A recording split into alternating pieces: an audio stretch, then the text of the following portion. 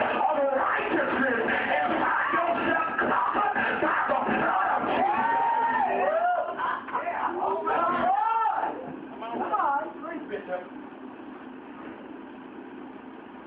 You understand that no matter what you're going through, God is in the midst of your mess. I don't care how bad your situation may be, God is in the middle of your situation. See, nobody wants to think. If I talk about God and everything, if I say, well, you know, He's the master of your blessings. He's the master of your destiny. He's the master. Yes, He is, but He's also in the midst and in the middle, and He's also the master of your storms. I wish I had some help up in there. How do I know? Because He can speak to the storm. I wish I had some help in there. And that's why the word that He's speaking, you know, I got to put a pin in here while you're going jacket. See, that's why God can speak. I'm not for God. That He's put in my Bible that greater works shall you do. I wish I had some help. So if God can speak to a situation and it's turn around, as a matter of fact, if God can speak to the wind and tell the wind to cease, and the wind begins to cease, I can speak to that same wind. That same wind, it's time for you to cease. And the wind has no other thing but to deceive. But God has given me the authority over my atmosphere.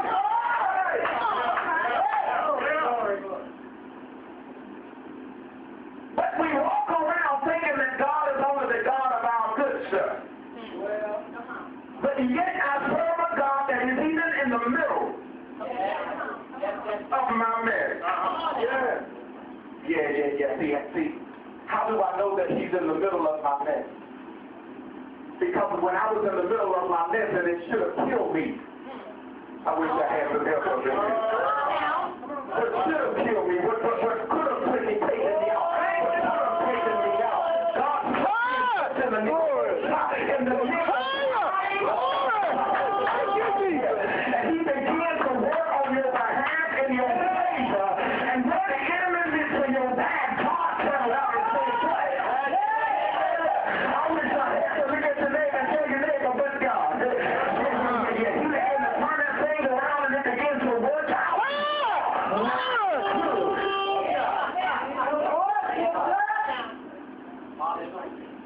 Yeah. You gotta understand. Shammah. Jehovah Shammah. The Lord is present. He's a present help in the time of a storm. The Lord is present. You gotta understand that. See, and watch this. Shammah was a great warrior. Shammah was one of the greatest warriors that David had grown up. And when the Israelites was in this land, in the middle of the field, getting pushed out by Philistines, you got to understand there were two great warriors that came before Shammah, and they were all defeated some kind of way or another because one of them, his hand got kind of molded to his sword, and he could no longer fight. So you got to understand something. Everybody don't have the strength to fight the same battle that is ordained for you. Somebody didn't get that. You'll get it at 4 o'clock in the morning when you wake up to go to the bathroom. Every situation that you've gotten yourself into and you feel like you failed, the reason why you feel that way is because God did not ordain for you to fight that battle. That battle belongs to somebody else.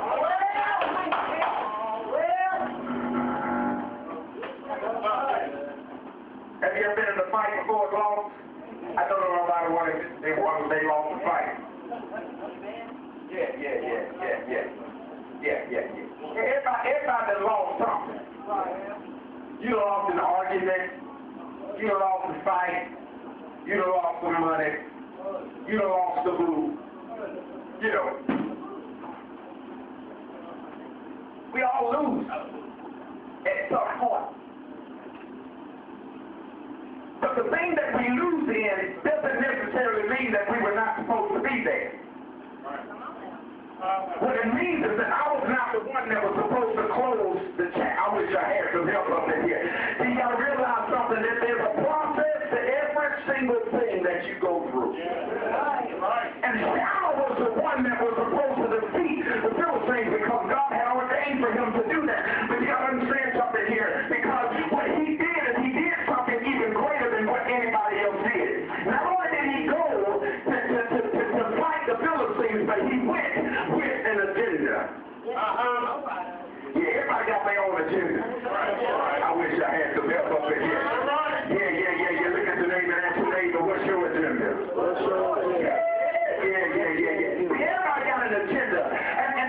And when this man of God went into the field, he went to the field with an agenda. And he made up in his mind, I wish I had some help up in here. He made up in his mind that come hell or high water, I'm not going to turn around, I'm going to stand my ground, and I'm going to stand in the middle, because watch this, you got to realize something, that the fertile ground that you stand on, somebody else wants it, but God has already ordained it for you. Yeah. So the things that God is blessing you with, somebody else sees the blessings of God in your life, and they desire to have what God has designed for you, and they wait on you to slip up so that they can step in and receive what God has for you. Come on now. This man of God said, I'm going to stand my ground. I'm going to stand in the middle of the field. And the reason why he was standing in the middle of the field, because he said, my people got to eat. And if they don't eat, they shall perish without food. I wish I had some help up in here.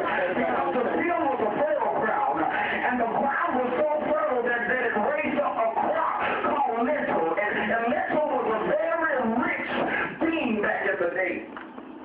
Come on now. And if you got this particular crop, you got it going on. You got some stuff working for you.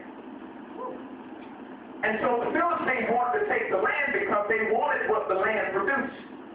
Come on now. Somebody ain't got it yet. The reason why the enemy desires to take your place is because he wants what God is producing in your fertile. I wish I had some help up there. And you got to stand your ground and tell the enemy. Come on now. God said something. Might be a business. You got to realize that the things that you're going through, that the enemy has already, listen, you got to realize this, because not only does God know where you're going, but the enemy can also see where you're going. And if the enemy can see where you're going, if the enemy can cause a roadblock that will come, listen, because let's just go here and stop right here.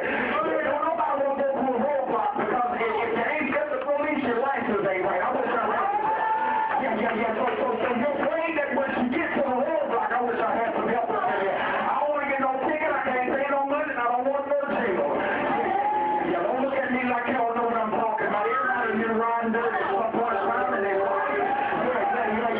You want to catch me riding dirty, you ain't gonna catch me. Yeah. So we get the mindset. We get into the mindset that if the enemy causes a roadblock open in front of me, I'll do everything I can to avoid it. But there's some things that you got to press your way through.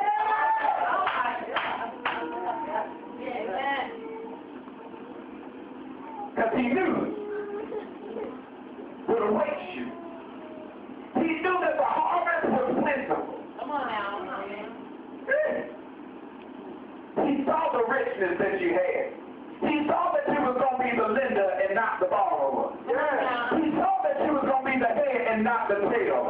He saw that you was going to be a prosperous people. He saw that you shall be living in the mansion. He saw that you shall be riding in what you want to ride. I wish I had some help up in here.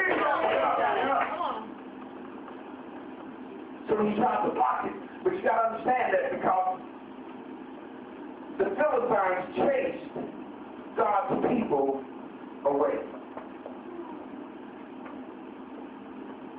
The man of God stood there because he was going to defeat what God had already promised his people.